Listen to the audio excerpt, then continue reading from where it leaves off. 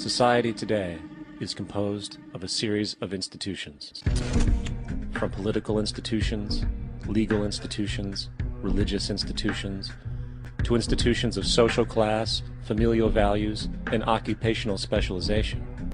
It is obvious the profound influence these traditionalized structures have in shaping our understandings and perspectives.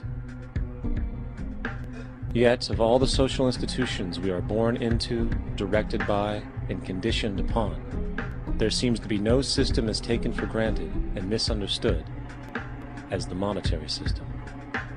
Taking on nearly religious proportions, the established monetary institution exists as one of the most unquestioned forms of faith there is. How money is created, the policies by which it is governed, and how it truly affects society are unregistered interests of the great majority of the population.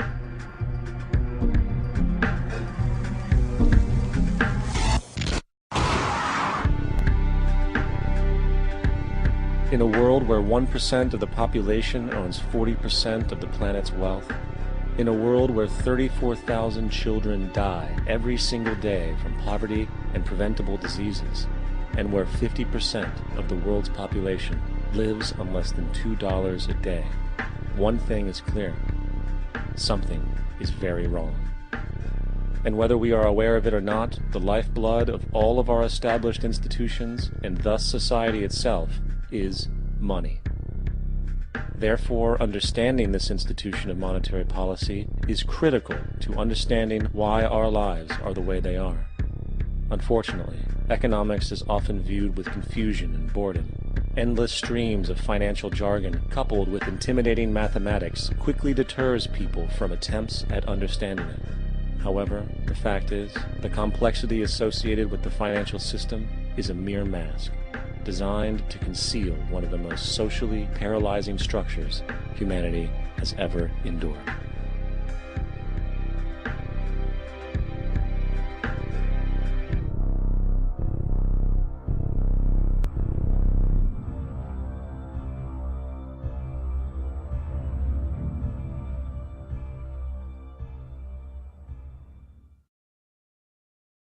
A number of years ago, the Central Bank of the United States, the Federal Reserve, produced a document entitled Modern Money Mechanics.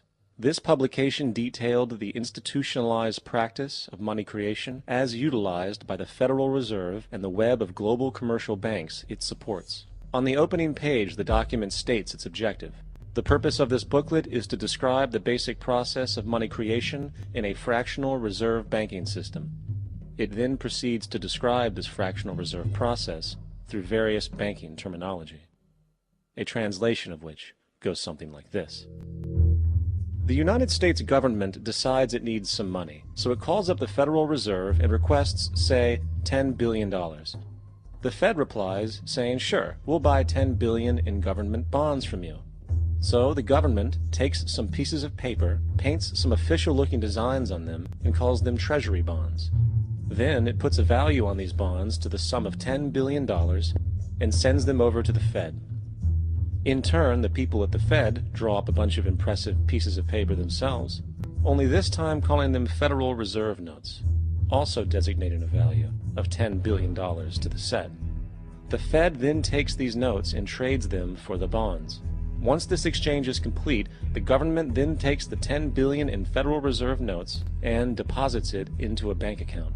And upon this deposit, the paper notes officially become legal tender money, adding $10 billion to the U.S. money supply.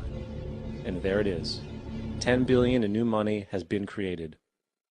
Of course, this example is a generalization, for, in reality, this transaction would occur electronically, with no paper used at all.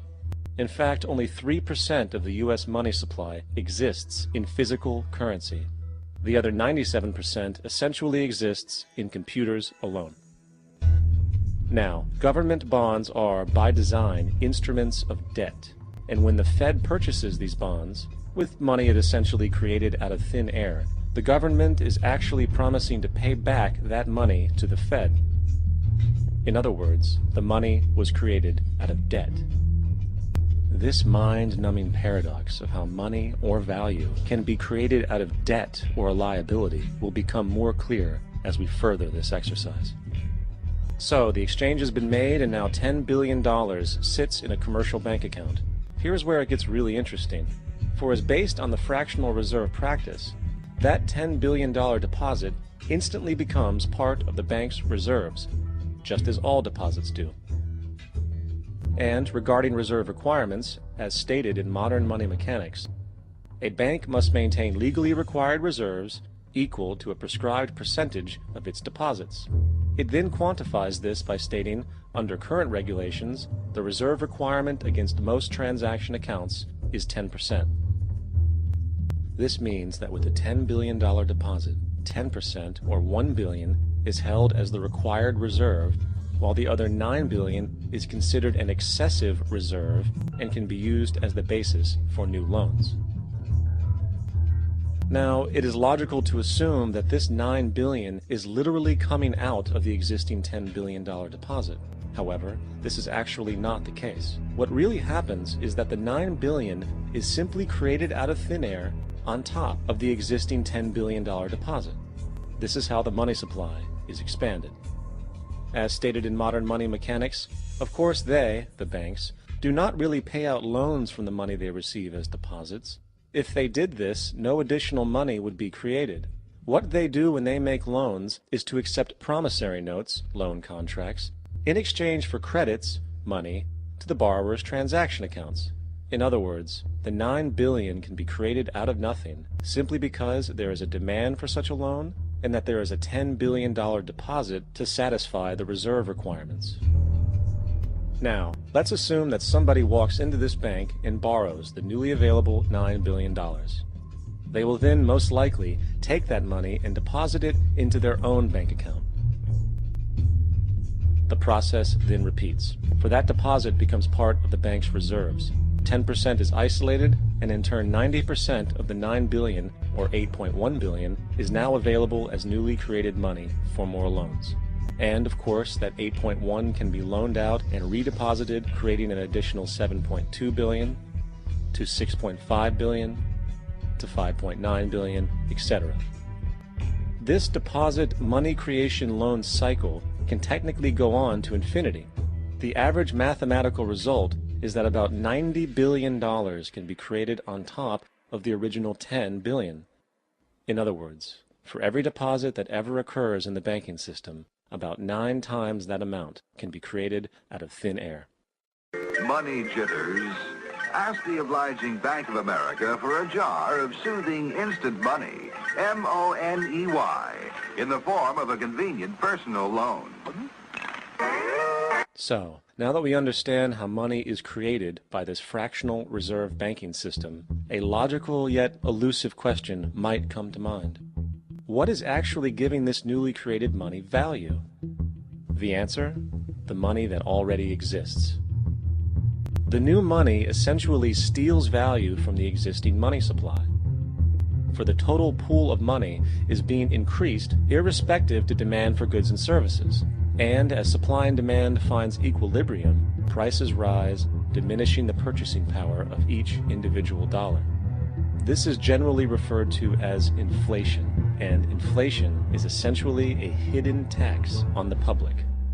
What is the advice that you generally get? And that is, inflate the currency. They don't say debase the currency. They don't say devalue the currency. They don't say cheat the people who are saved. They say lower the interest rates. The real deception is when we distort the value of money. When we create money out of thin air, we have no savings, yet there's so-called capital. So my question boils down to this: how in the world can we expect to solve the problems of inflation, that is, the increase in the supply of money, with more inflation? Of course, it can't. The fractional reserve system of monetary expansion is inherently inflationary. For the act of expanding the money supply without there being a proportional expansion of goods and services in the economy will always debase a currency. In fact, a quick glance at the historical values of the US dollar versus the money supply reflects this point definitively, for the inverse relationship is obvious. $1 in 1913 required $21.60 in 2007 to match value. That is a 96% devaluation since the Federal Reserve came into existence. Now, if this reality of inherent and perpetual inflation seems absurd and economically self-defeating, hold that thought, for absurdity is an understatement